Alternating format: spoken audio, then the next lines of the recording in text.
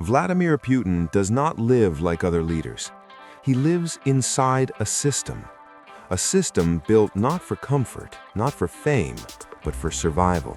This is the luxury world, and today we step inside the engineered life of Vladimir Putin, a life designed so that nothing is random and nothing is left to chance.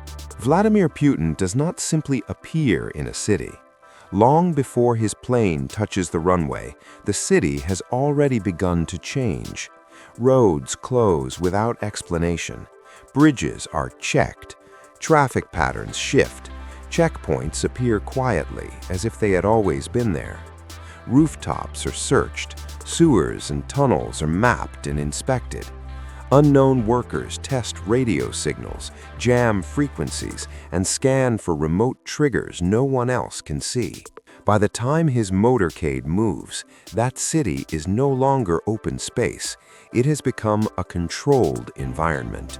At the center of that environment is a vehicle that looks like a limousine, but functions like a fortress, the Aurus Senate. 6 tons of armored certainty. Beneath the polished exterior are layers of special steel and composite armor built to absorb blasts, deflect bullets, and keep moving when everything around it stops. The glass is thicker than some walls. The tires can run even when shredded. The cabin is a sealed capsule with independent oxygen, chemical filters, and fire suppression. If the street fills with gas, Putin keeps breathing.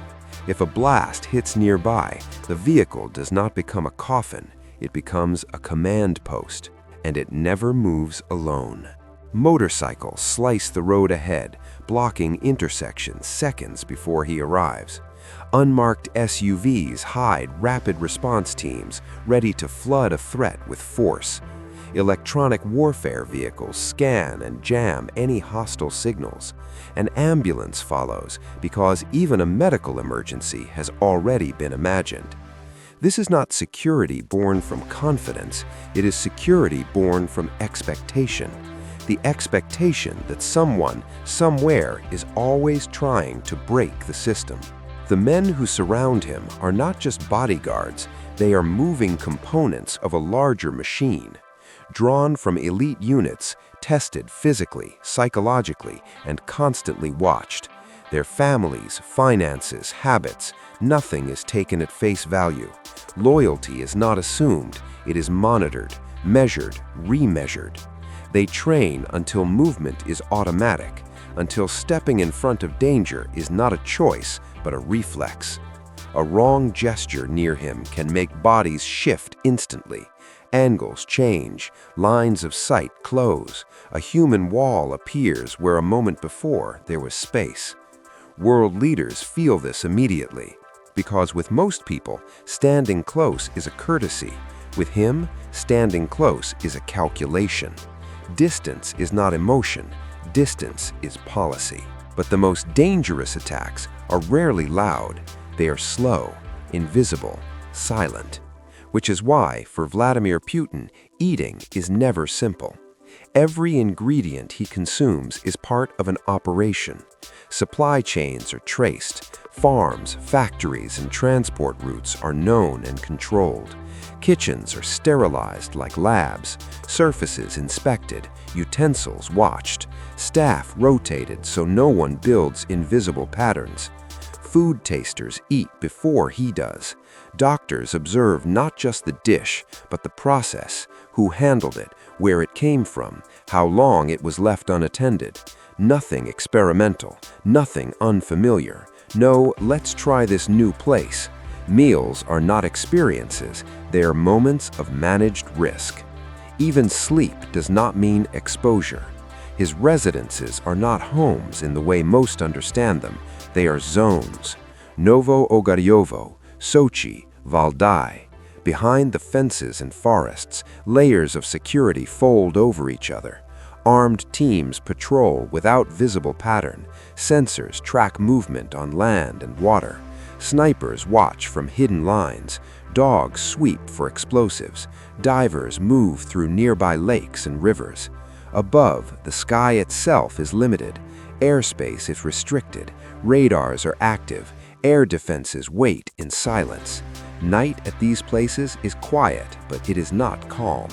Calm suggests rest. The system does not rest, it only rotates. In the air, his world shrinks and hardens even more.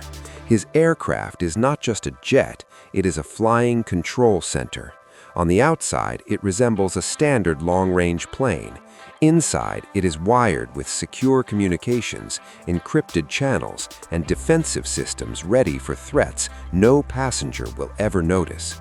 There are working rooms, conference spaces, and private quarters, all designed so he can continue to rule, even if the ground beneath him becomes unreachable. Multiple planes may travel at once. One carries him, others exist to confuse, to distract, to replace if necessary.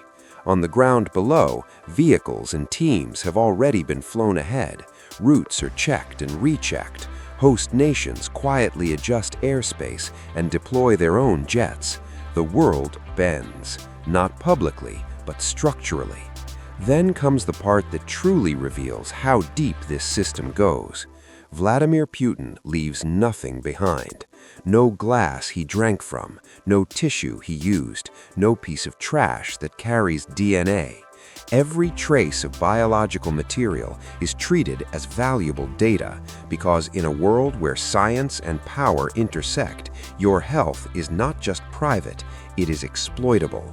And exploitation, in his position, must flow only one way. Even time is not allowed to behave normally around him. Meetings do not start when the clock says so, they start when he chooses to enter. Others wait, minutes pass, tension grows, advisors shift, eyes return to the door. By the time he steps in, the room has already tilted toward him. The rhythm belongs to him, and in high-level power, the one who owns the rhythm often owns the outcome. Yet all of this is only the visible shell. The most carefully protected space is his mind. Information he receives is filtered of panic. Reports arrive without shouting, without drama. Bad news is delivered quietly.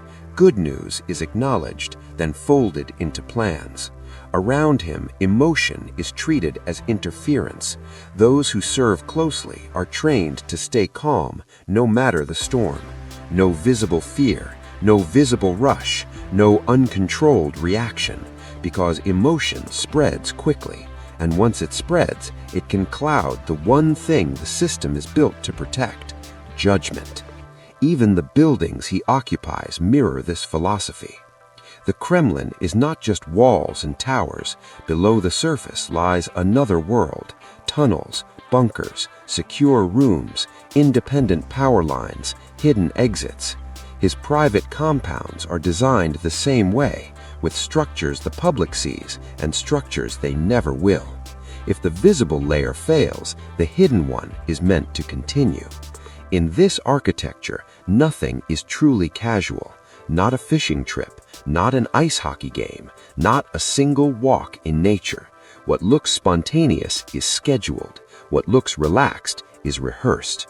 From the outside, many call this luxury: planes, palaces, motorcades, an entire state's machinery adjusting to one man's movement.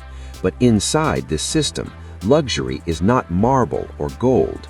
Luxury is certainty. Certainty that if something goes wrong, it will not reach him. Certainty that threats have been imagined before they appear. Certainty that he can move through a hostile world without ever being fully exposed to it. And that certainty has a cost. The higher the power, the smaller the personal world. Trust shrinks to a tight circle.